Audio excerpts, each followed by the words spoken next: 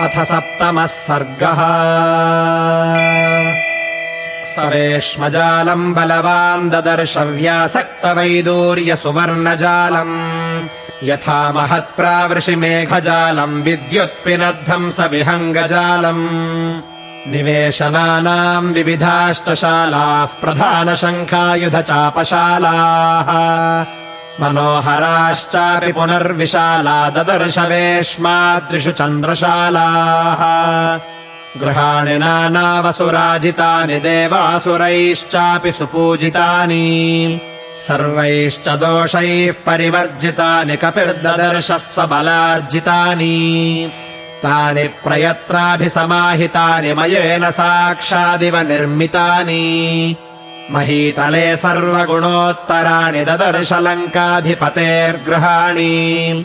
ततो ददर्शोच्छ्रितमेघरूपम् मनोहरम् काञ्चन चारुरूपम् रक्षोऽधिपस्यात्मबलानुरूपम् गृहोत्तमम् ह्यप्रतिरूपरूपम्।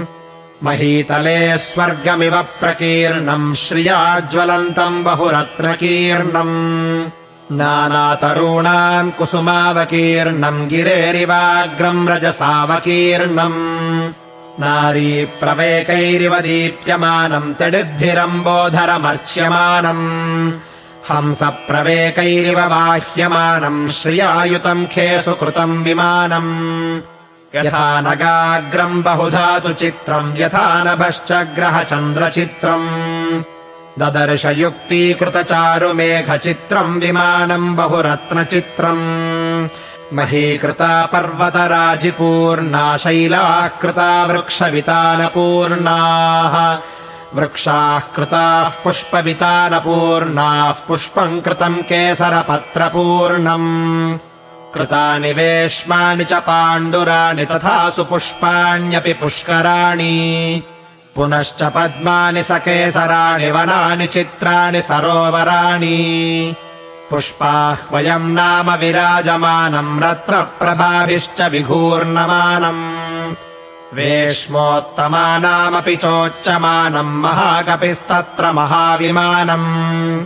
कृताश्च वैदूर्यमया विहङ्गारूप्य प्रवालैश्च तथा विहङ्गाः चित्राश्च नानावसुभिर्भुजङ्गा जात्यानुरूपास्तु रगाः शुभाङ्गाः।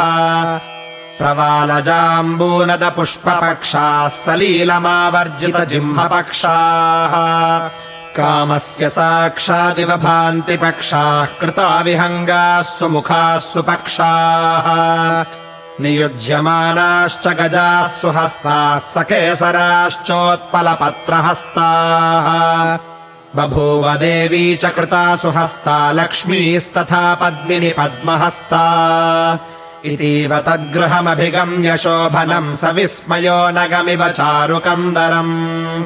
पुनश्च तत्परमसुगन्धिसुन्दरम् हिमात्यये नगमिव चारुकन्दरम्। ततः स ताम् कपिरभिपत्य पूजिताम् चरन् पुरीम् दशमुखबाहुपालिताम्। अदृश्यताम् जनकसुताम् सुपूजिताम् सुदुःखिताम् पतिगुणवेगनिर्जिताम्। ततस्तदा बहुविधभावितात्मनः कृतात्मनो जनकसुताम् सुवर्त्मनः। अपश्यतो भवदति दुःखितम् मनः स चक्षुषः प्रविचरतो महात्मनः। इत्यार्षे श्रीमद् रामायणे वाल्मीकीये आदिकाव्ये सुन्दरकाण्डे सप्तमः सर्गः।